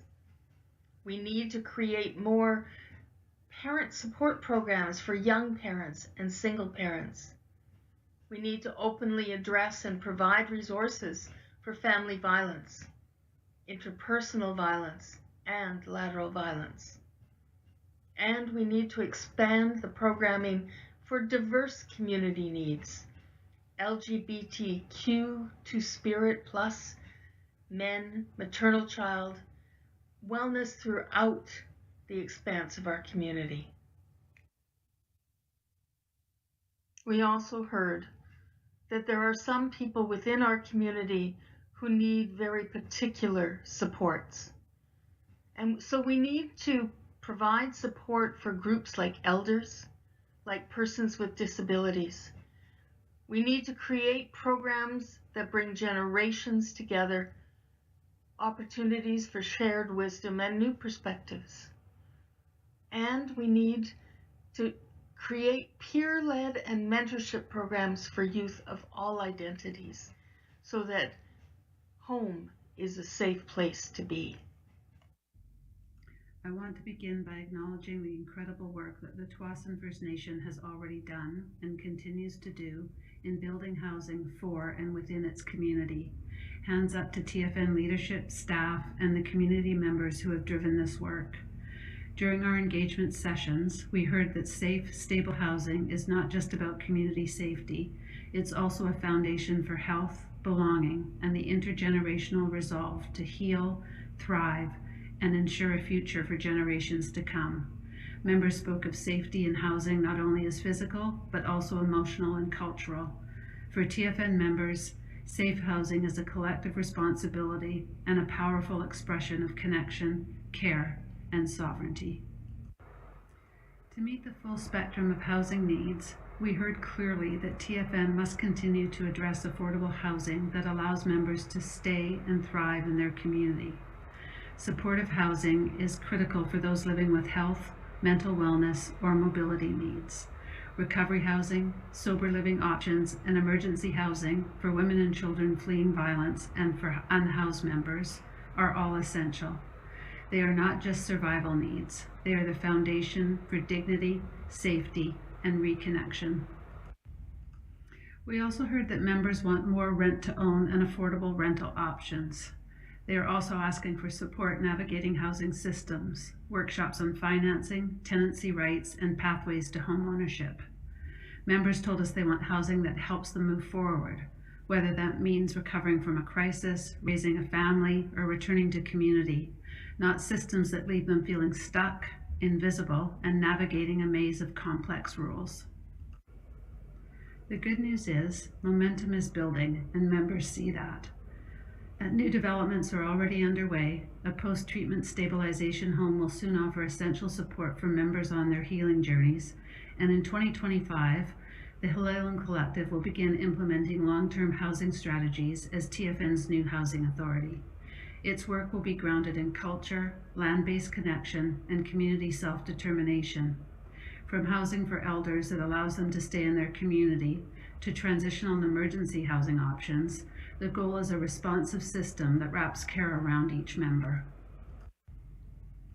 Looking ahead, we recommend expanding both the types and density of housing to meet the needs of TFN's growing and diverse population. This includes mixed-use developments and culturally aligned community-based housing for young people who don't yet or may not have children, and for elders. We also recommend formalizing policies for supportive and transitional housing, and most importantly, ensuring that every housing initiative is shaped by community voices. Members told us that housing grounded in Tsawwassen culture and connected to the land strengthens identity, belonging, and community. This isn't just about buildings, it's about building a future where every member can live with dignity, connection, and cultural pride. It's what makes housing a home. The third house post is physical infrastructure. This is not a subject that was targeted for expertise by panel members. It's an area in which the nation already has in-house expertise and where government staff have been doing significant work. In our engagement with community members, the panel heard a lot about certain aspects of physical infrastructure and in particular road safety. Highlights of work related to these concerns include sidewalks that are set to be constructed on Falcon Way this fiscal year, a road upgrade on Tsawwassen Drive that's in the planning stage, traffic calming measures such as speed bumps and control signals, and increased policing such as speed traps that have been put in place, and a roadside parking signage project that is in the works. Crime prevention infrastructure, including street lighting and CCTV cameras, have been put in place and continued planning is underway. In short, good work is being done in this area. The panel's recommendation is that as the government works to improve infrastructure in relation to both road safety and crime prevention, consideration should continue to be given to community concerns. Our final house post is public order and safety. We've divided this into two sections. First, policing and regulatory compliance, And second, balancing the needs of those community members who are healthy with the needs of those who are facing challenges and are in need of support. This brings in interventions like the fencing program and banishment. Sarah and I will go through discussion and recommendations on each of these separately. Tsawwassen First Nation is currently served by both the Delta Police Department and its own regulatory compliance and enforcement team. While DPD focuses on criminal matters like violence, theft, and drug activity, the enforcement team addresses bylaw issues like noise, traffic dumping, and property concerns. However, there's confusion in the community about their distinct roles, and high police turnover has made it hard to maintain continuity. The community has expressed a strong desire for clear communication after serious incidents, more cultural sensitivity training, and exploration of community-based policing alternatives. There should be one phone number for residents to call for all non-emergency enforcement matters. A mass texting system should be put in place to communicate with residents around emergencies. The nation should work with the Delta Police Department to ensure that departures of experienced members are staggered and adequate time is allowed for onboarding of new members. Arrangements should be made for Tsawwassen to provide cultural training on an ongoing basis to new Delta Police Department members, and the nation should work with the Delta Police Department on a policy that would allow Tsawwassen staff to be involved in de-escalating responses to police calls involving mental health crises. Tsawwassen currently addresses drug-related threats through a two-part strategy. Identified drug houses may be fenced, monitored by CCTV, and posted with signs restricting non-member access. In addition, non-members dealing drugs or posing risks can be permanently banished. While this approach is largely supported, community members have said it's not always enough, and that there's confusion about what the fencing means. There's also a growing interest in expanding these measures to address other potential dangers to the community. The panel makes 3 recommendations with respect to the fencing program. First, expand the basis for activities that give rise to fencing to include trafficking in vulnerable persons, violent crimes, and weapons offenses. Secondly, provide public education for community members about the program. And finally, provide communication materials to neighbors of properties that are involved in the program, explaining the prohibitions that are in place. To strengthen community safety, it is recommended that TFN expand the grounds for banishing non-members to include serious offenses such as trafficking in vulnerable persons, violent crimes, and weapons offenses. This will help address a broader range of threats to the community. However, it is crucial that any Tsawwassen legislation clearly defines the standards and processes for banishment, ensuring they are fair, transparent, and consistently applied. This clarity will support effective enforcement and maintain trust within the community. Banishment, the practice of expelling someone from the community, has been used by Indigenous peoples, including Coast Salish, for generations. Traditionally, it wasn't just about punishment, but focused on healing, reconciliation, and reintegration, guided by values like helping one another, love, healing, and accountability. Today, the question is whether banishment of members could effectively enhance safety in Tsawwassen. The panel's analysis suggests that banishment of members is not clearly beneficial and may harm community cohesion. If it is done at all, it should only be done as a last resort, when it can be shown that all other supports and justice options have failed and that the person's presence in the community poses an unreasonable risk to public safety. Ultimately, banishment must be carefully and transparently managed with deep community involvement and approval before any law is enacted.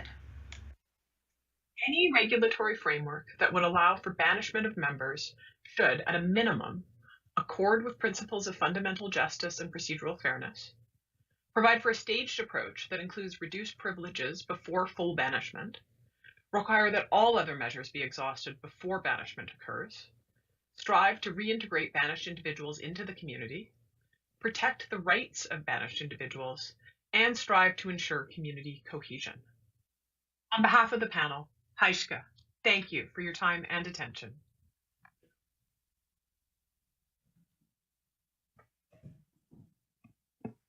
Hitchka for the presentation. Quintiltonat. Happy to answer any questions people may have, and we have 2 panelists visible and one whose camera is not working as well.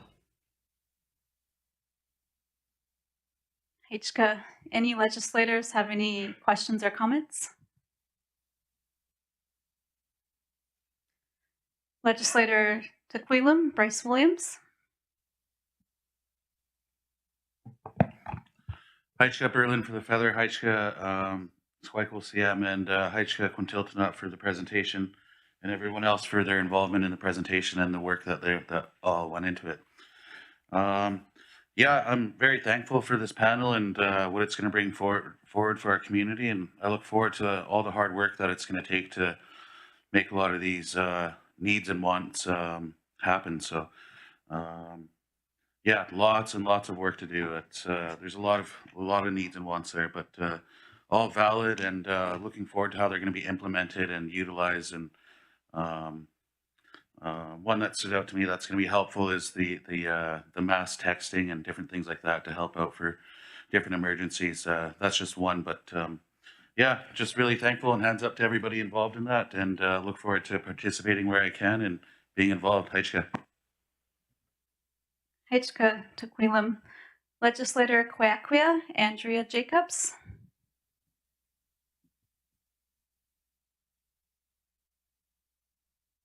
Haichka Squeakle CM, Haichka Feather Runner. Just want to thank the board for the presentation. It was really good, and seems timing, seeing the resolution that was put on the table to this session. It's I thought that the presentation was great, hearing all about the safety, not just in one area, but all areas. So I just, minor just comments really. Just really like the proactive focus, and look forward to seeing what that might look like. I had a question, what does it look like? But then your slides after showed, so I answered my own question, but I thought that was really cool. And I really liked seeing that not only that we need to support those for housing, not just for elders, but those with disabilities as well. And living with dignity, allowing people to live with dignity is so important. And I especially liked the lack of clarity on the roles between DPD bylaws and Delta bylaws. For example, making a complaint about an animal, for myself personally, I went from DPD to our bylaws, and ultimately it had landed in the hands of Delta bylaws who needed a written complaint. So it was quite lengthy to make just one complaint about one animal. So I was so glad to see that was looked at. So that was awesome. And just a comment on the banishment of members. I'm glad that it was being looked at, but at the same time, it was a really good. It's really good to look at it because in an all-around issue, because a lot of it really isn't our members. It's our members, some of them being in a vulnerable state, and others coming into the home, and some of them even elders being taken advantage of, and it's sad. And so I was really glad to see in areas that we can look at that, and that's not something that we want to see for our own people. So those are all my comments. Haichka to the panel for all of that hard work, and Quintiltonut, my hands go up to you. Haichka. Haichka Kwakwia. Kim, did you have any comments before we move on to the next question? Legislator Spalaktuat, Terry Splachton.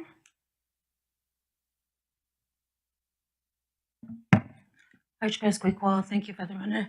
I'm just wondering on number 6, for expand detox treatment and aftercare. I'm wondering if this would also be available to our off-land members. And I'm wondering if I could also get clarification on banning members. Is that just for the homes that are fenced off, or yeah, Haichka. Haichka Kim. Haichka, the first question about it was off-land members.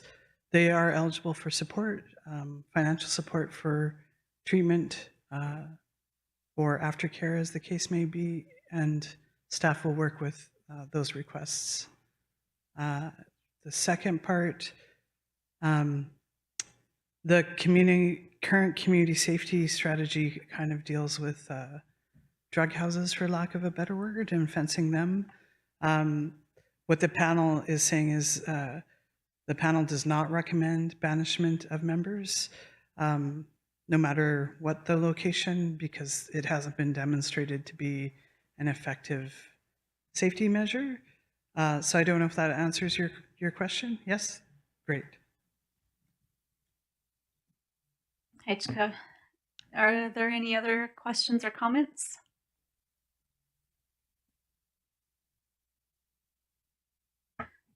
Legislator of Sultanat, Loretta Williams.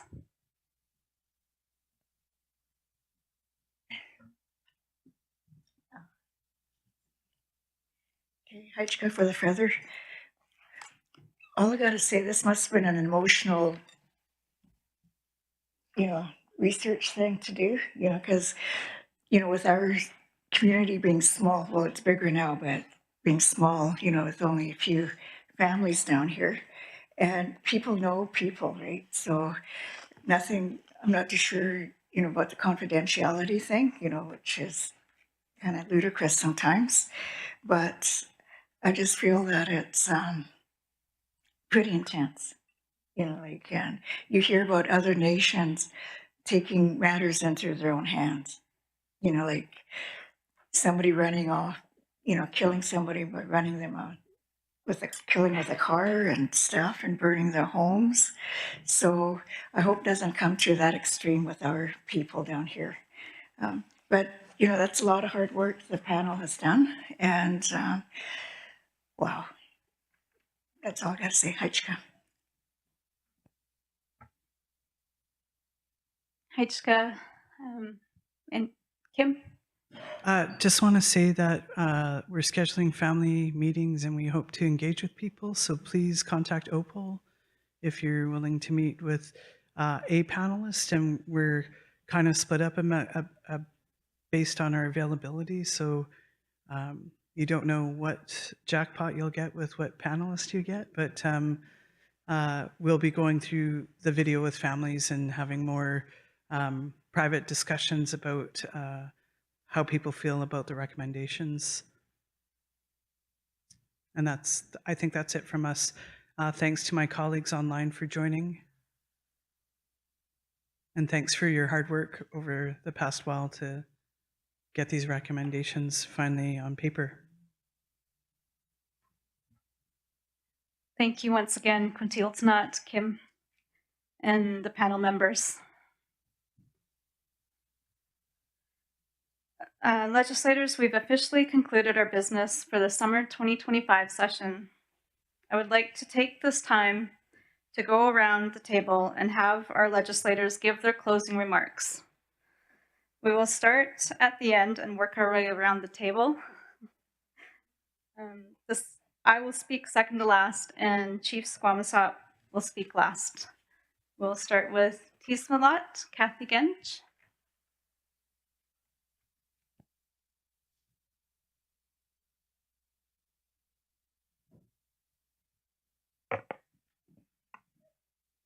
Well, good evening, everybody. And it was nice to have guests for a change. I think we had a really good session tonight. I think it went really well. And I'll say so long for now, because we won't see one another again till, what, November? But yeah, thank you to all the staff and the cooks and the drummers and the singers.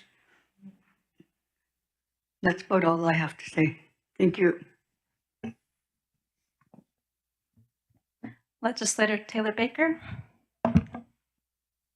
Heichka Berlin and Heichka Squeakle. Good evening, everybody. And yeah, I'm just really grateful for how much work we completed in just 2 sessions. I think it was some really great discussions around the table for executive council to go back and have a meaningful discussion about, how this week went and all the suggestions are on the table.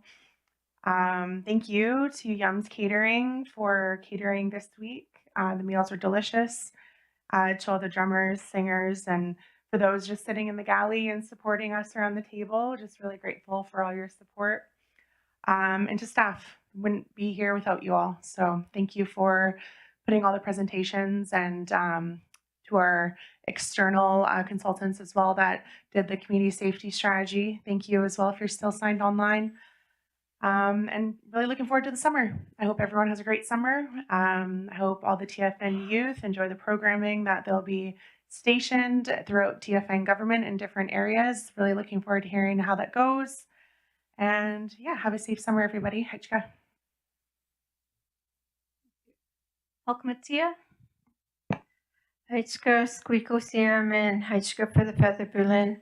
I just want to say thanks to everybody from our Feather Runners and our Squeakos. I don't get to say that too often. There's more than one Squeako this time, even though it was 2 days. It's interesting. Everybody at the table. I just got a lot of respect for everybody at the table, and it's great to hear everybody's input, and so glad that we're all on the same path and have the same mindset and working together. I think it gives us a lot more strength.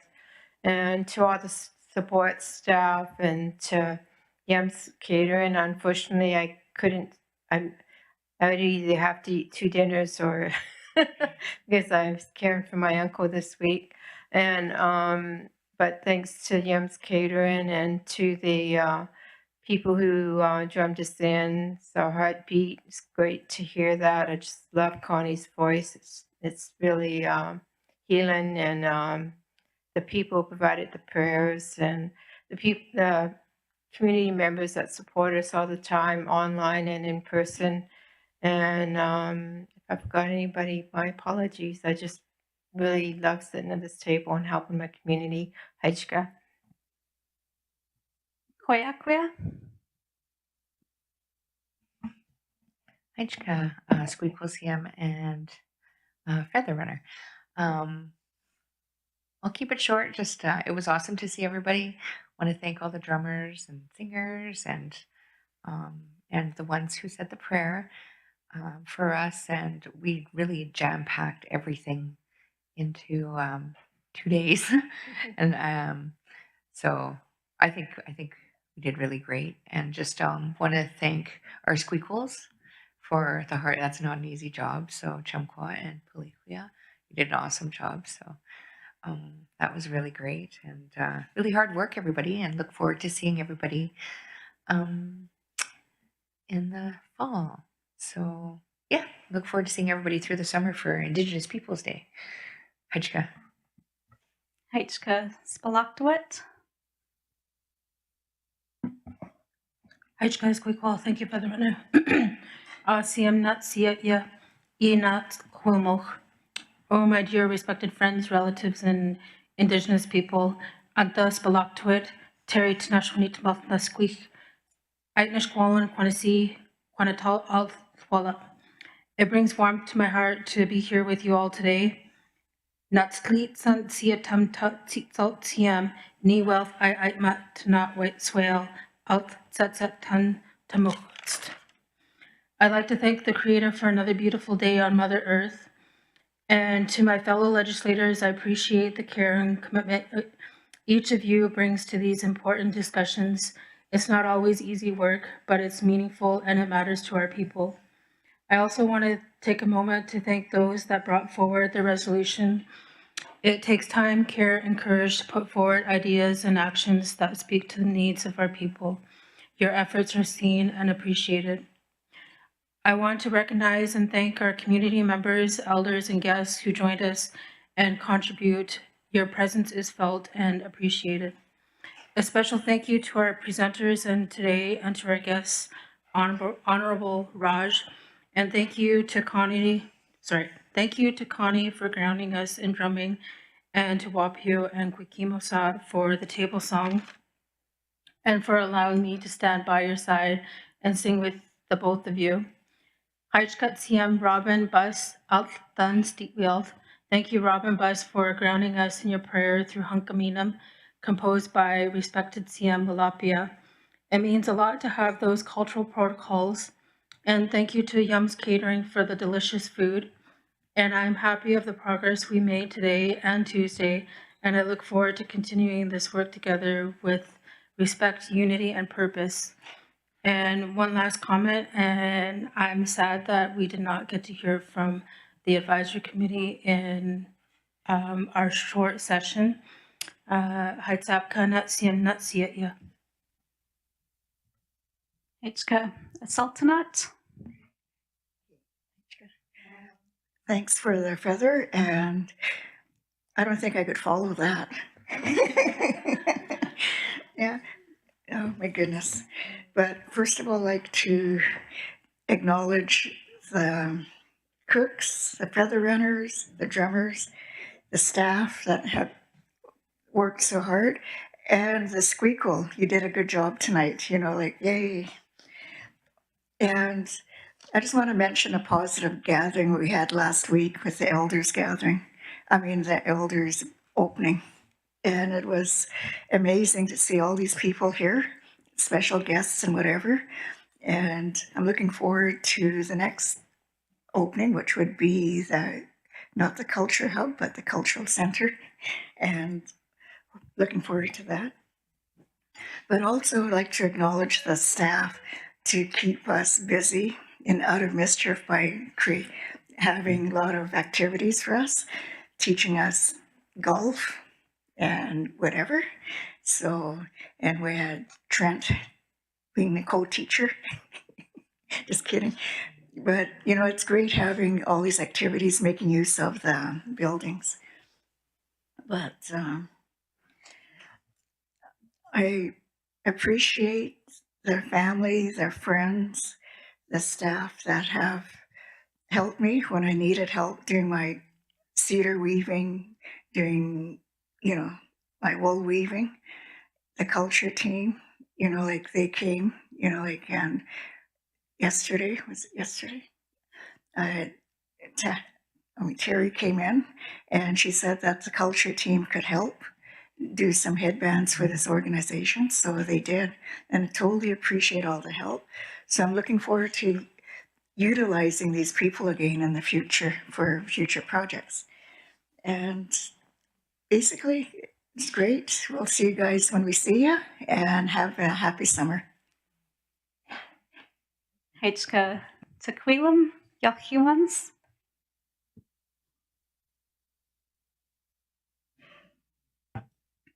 Hi, Chip Berlin for the feather. Hi, Chip Swikelsia. I'm glad we're able to meet for this summer session to conduct this important work. Hi, Chip for legislators and staff for being here and taking time away to be here with everyone during everybody's busy schedules. Hi, Chip to staff and our technical team for setting up the meetings. Hi, Chip to the cooks, drummers, and singers, and hi, Chip for the people that were able to provide opening prayers, and Heichka to the feather runners, and Heichka to our squikelos, and Heichka to our members that are present here and online, and have a fun, safe summer, and see you all around in the community. Heichka. Hechka Lexington.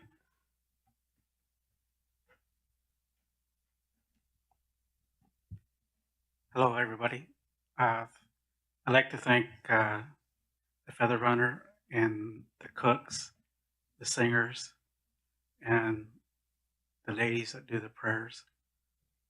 And I thought we had a real pretty, I would not say intense, but very packed couple of meetings here this week, and very emotional and informed meetings. And I think it's going to bring us all more together for what was discussed this week. And hopefully we go forward on some of these motions and discussions to help everybody. And I'd just like to thank everybody for the staff that put all this stuff together and the panel that Kim and her group did was unreal for information and everything. It's just like everyone to have a nice summer, and thank you, Hachka. Hachka Squamia. Hachka Squeakle, you did a great job, and Hachka Berlin for the Feather. I hope you enjoyed your first meeting. And Hachka to all who contributed, participated, and is viewing our meetings. This has been another short but successful session. I would like to give my thanks to all the legislatures for supporting the resolutions put forward to Executive Council. I look forward to the update at our next session. I hope everyone has a great summer. Oh, and thanks to our songbird Connie for starting our meeting off with my favorite song. Hachka Marianne. Hachka Squeakle CM and Hachka Berlin for the Feather. You did a wonderful job, Squeakle. Thank you, Berlin. You did a wonderful job as well. This is a bit odd because this is my opening / closing remarks. I haven't really done that before. So I just want to say thank you to everyone. I did miss Tuesday's meeting, but I have such faith and trust in my colleagues around this table that I feel like I, can trust everyone, and they all have very sound comments, and they're all very passionate, and so I'd just like to say thank you to everybody around this table. Thank you to the staff that put all this together, and the cooks and the singers and the prayers. It's very wonderful, and I just hope everyone enjoys their summer, and I hope to see everyone at the members gathering in September. Thank you. Hachka Nicolia.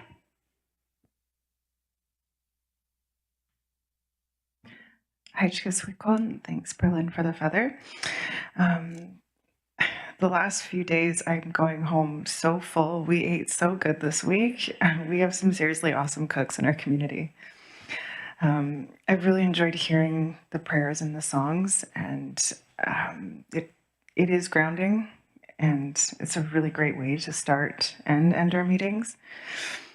Not much to say, except I really appreciate everyone's input around the table. I'm very grateful to be able to have this opportunity to listen and share both my perspective, but also those who voted. And other than that, we'll see you guys in the fall. Hachka. Hachka. I will go next, and then we will save Chief Cassidy for after. First off, I'd like to thank Squeakle Chumquat for asking me to sit in here this evening. It was a bit, wasn't sure, but I'm glad that I accepted her offer. And I'd like to thank my fellow legislators for, sitting in for this session and working together. I really appreciate all the comments and discussions with each other, and I look forward to the fall where, hopefully maybe we can do a bit more roundtable on certain topics and, hear from everybody on our important discussions for sure. I'd like to thank staff for, always being here with all their hard work, and I look forward to the summer and all our activities and get-togethers and our next setting. So I'd like to pass it off to Chief Cassidy. Thanks.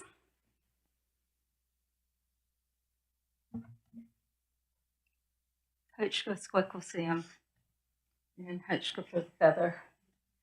I'm really impressed with our young feather runner for her very first time. She did a really excellent job, I think, and my hands go up to you for all your work. I just want to say, well, it's hard to talk after all of you guys have spoke, because you guys have pretty well said everything. But I'll repeat some of it. I just want to say Hachka to all the staff for your hard work, and the legislatures, and it's, you know, I just want to thank everybody because we didn't get to finish our spring session and just taking this time, even though we're calling it our summer section, is just finishing off our spring section. And just hearing all the presentations, especially tonight, just all the work that we're doing, like with the land use plan and our traditional law work that's being done, and one that's really close to our hearts is the safety community plan. And I know that's on our table quite often on the EC. We talk about it all the time, about safety for our community. And that's why this here safety community plan was initiated, and a lot of hard work has gone into it, and as somebody just said, is it's good to hear we're all on the same wavelength and we all care for our community. And I think that's what really impresses me this evening, is just how each one of you guys, with everything that you've said, you're speaking for your community and you care, and the passion you have for the community members. I just think that goes far, and just appreciate all the work that you guys do. And I want to just say thank you to